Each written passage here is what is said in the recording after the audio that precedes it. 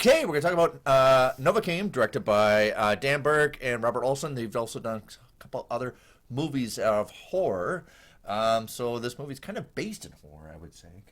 Yeah, kind of very horrific at times. I think they're having fun with that. So right. Yeah, that's we can really embrace that with our discussion of kind of one of their biggest film yet, I think. Yeah. So let's get numb to the pain and enjoy Novocaine.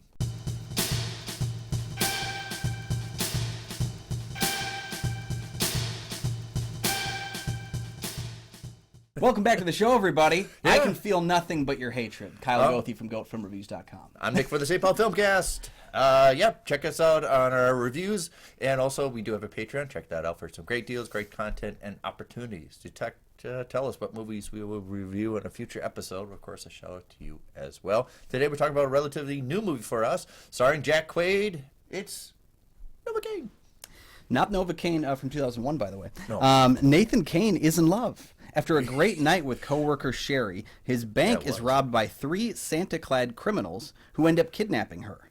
Now Nathan is willing to do anything to save her. It's a good thing he can't feel any pain. Okay, so wrapped in all this of horror and kind of really gross out stuff that it's telling you how far can you take this? Yeah. But it is a tender love story into it.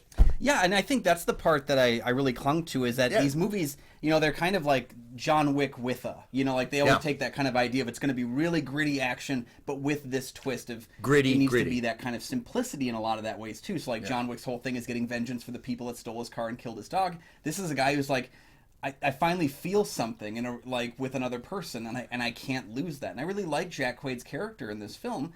Yeah. He's kind of borrowing more from Mom Meg Ryan than he is from Dad Dennis Quaid. I get it. Yeah, right. I think a lot of films like Companion, he's borrowing from Dennis Quaid a lot. He's kind of got that narcissism kind of look to him, but that inability to have confidence in any situation, that's a very Meg Ryan thing.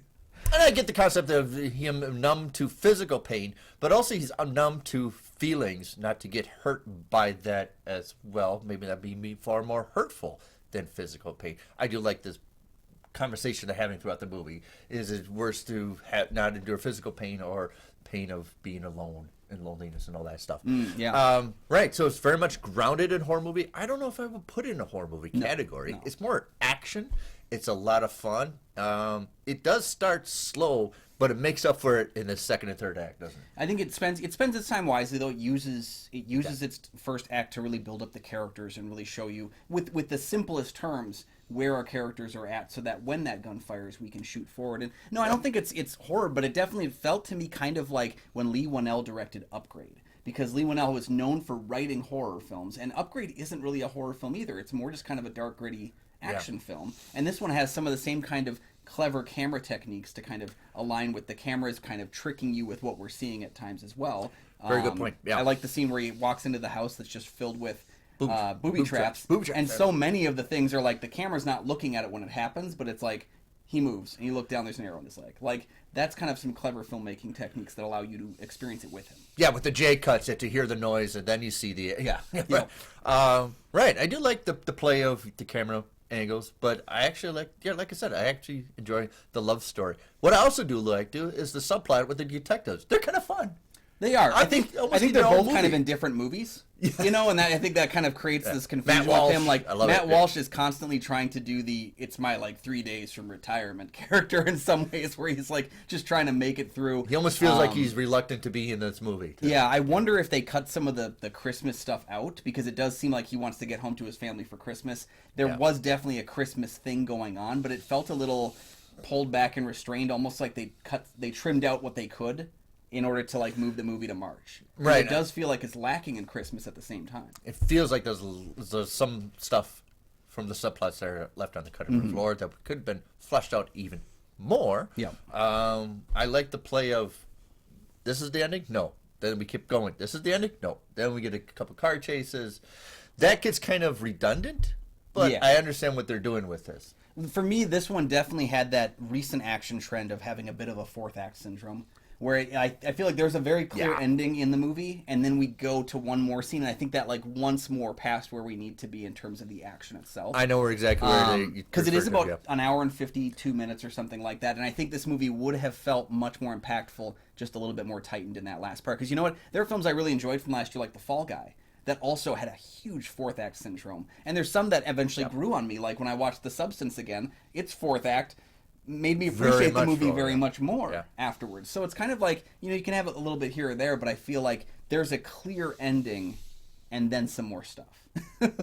Right, so you get some great performances from Jack Quaid, the two detectives, Matt Walsh and Betty Grable. You also get, forgot her name, I didn't write it up. Amber Midthunder. Yeah, she was in Prey, which was like her great starring role fighting a predator. Thanks for right, she was also in my favorite film from 2023, on Blink and You'll Miss It, Dream Scenario. So. And to amp up the psychopathy, being a psychotic person, Ray Nicholson's in this one. Yeah. Of course, right, from Smile 2, but has actually some speaking lines in this. Yeah, it's nice to see him, and because the thing about Smile 2, and I didn't realize he had as many films in his back pocket as we thought. He was in Licorice Pizza, he was in Promising Young Woman, but the Smile 2 thing was what kind of gave him the platform, being on the poster. Yeah. It's nice to see him get some more time to play around here and not just be kind of what I would consider like stunt casting for Smile 2.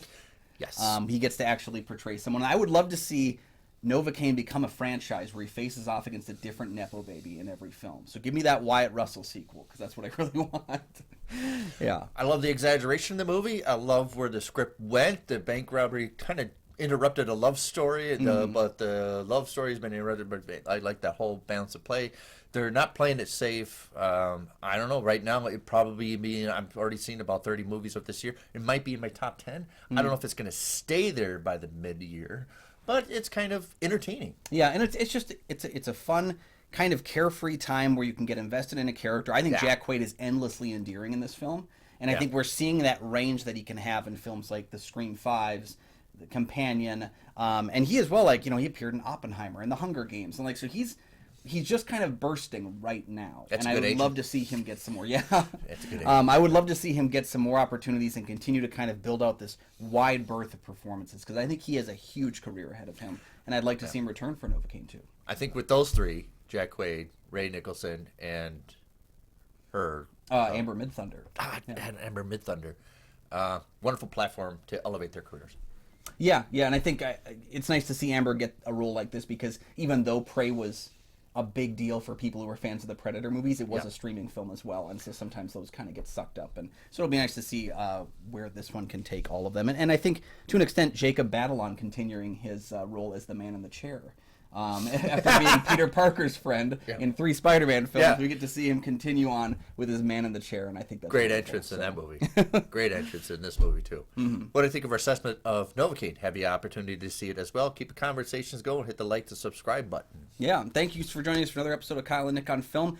You can check out Goat Film Reviews for my many written reviews, including there's a link in there. I was actually featured in Rent.com last week for a piece I wrote about Oscar films and the production design. So go ahead and check the link out over at goatfilmreviews.com. Sure. You can check out my written views, St. Paul Cast Reviews, and you can check out my show, the St. Paul Filmcast, anywhere you find podcasts. Thanks for watching.